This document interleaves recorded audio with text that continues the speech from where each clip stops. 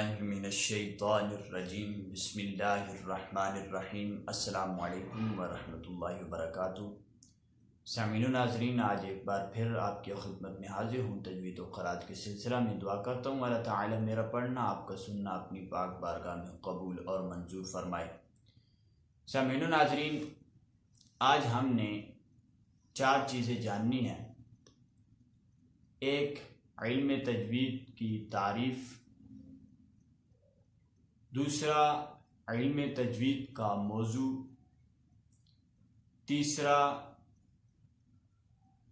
علم تجوید کی غرض و غایت، اور اس کا حکم جاننا ہے کہ شرعی طور پر اور کتابی صورت میں اس علم کو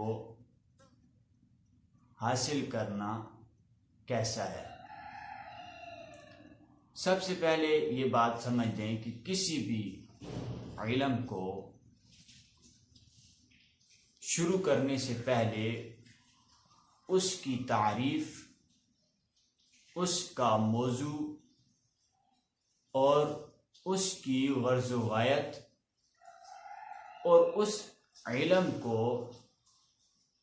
شرعی طور پر یا کتابی صورت میں حاصل کرنے یا نہ کرنے کا کیا حکم ہے، یہ چیزیں جاننا لازمی ہے۔ سامعین و ناظرین، سب سے پہلے ہم پڑھ لیتے ہیں کہ علم تجوید کی تعریف کیا ہے۔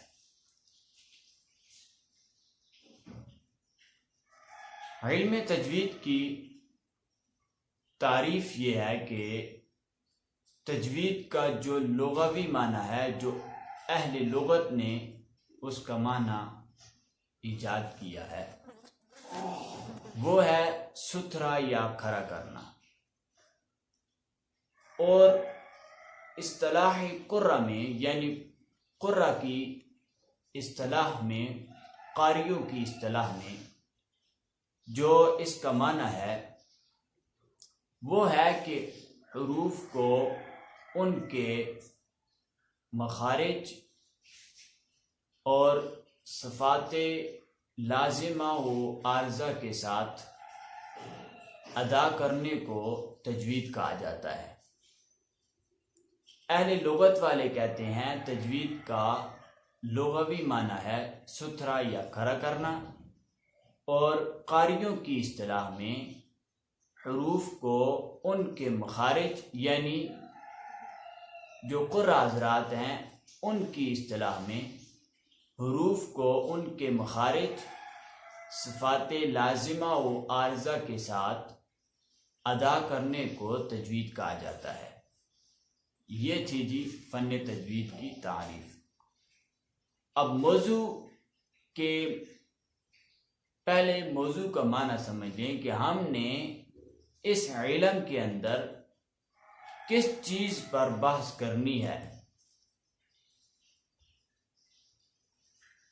اس علم کا موضوع جو ہے وہ ہے حروف تہجی، یعنی الف سے لے کر جو یا تک حروف ہیں یہ حروف تہجی ہیں۔ اور اس علم میں، یعنی علم تجوید میں، ہم نے شروع سے لے کر آخر تک انہی حروف پر بحث کرنی ہے، تو اس لیے علم تجوید کا موضوع جو ہیں وہ حروف تہجی ہیں۔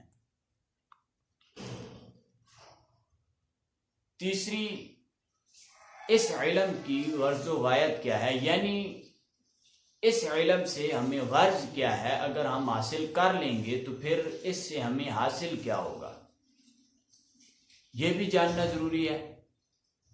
کوئی بھی چیز بے مقصد کے بغیر نہیں ہوتی۔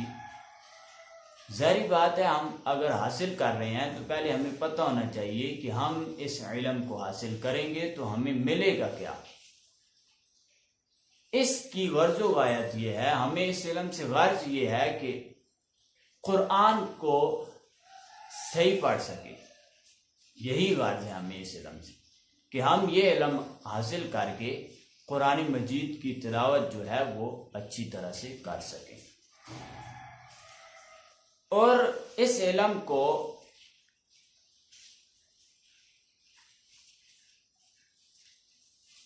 ہر مسلمان مرد عورت پر شرعی طور پر حاصل کرنا واجب ہے۔ اس علم کو شرعی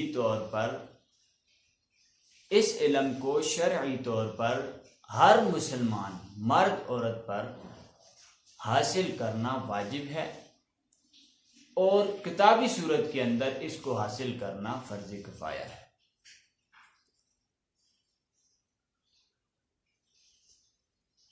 اب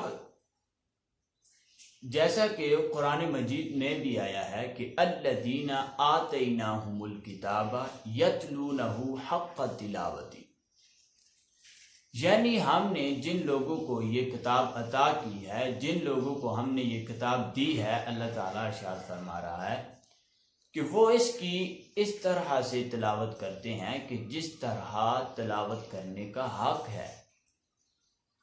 تو تلاوت کرنے کا حق کس طرح سے ہے؟ تو وہ قرآن مجید میں اللہ تعالیٰ نے ہمیں خود ہی بتا دیا ہے کہ قرآن کی تلاوت کس طرح سے کرو گے تو اس کا حق ادا ہو جائے گا۔ وہ دوسری جگہ میں اللہ تعالیٰ ارشاد فرماتا ہے وَرَتِّلِ الْقُرْآنَ تَرْتِيلًا، کہ قرآن کریم کو خوب ٹھہر ٹھہر کر اور ہر حرف کو ایک دوسرے سے جدا کر کے پڑھنا۔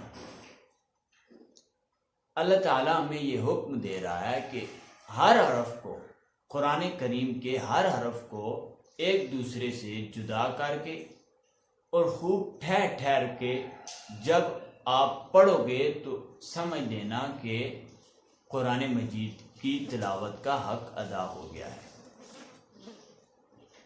تو اس کی ہم نے کوشش کرنی ہے، اور کوشش ہم تب ہی کر سکیں گے جب ہم علم تجوید کو حاصل کریں گے۔ سامعین و ناظرین، آج کا سبق ہم یہاں ختم کرتے ہیں۔ کل ہم اسی کے حوالے سے کچھ حدیثیں اور قرآن مجید سے کچھ آیات ہم پڑھیں گے۔ آج کا سبق یہاں ختم کرتے ہیں۔ دعا کرتا ہوں اللہ تعالیٰ مجھے اور آپ کو ان باتوں پر عمل کرنے کی توفیق عطا فرمائے۔ وما علینا الا البلاغ المبین۔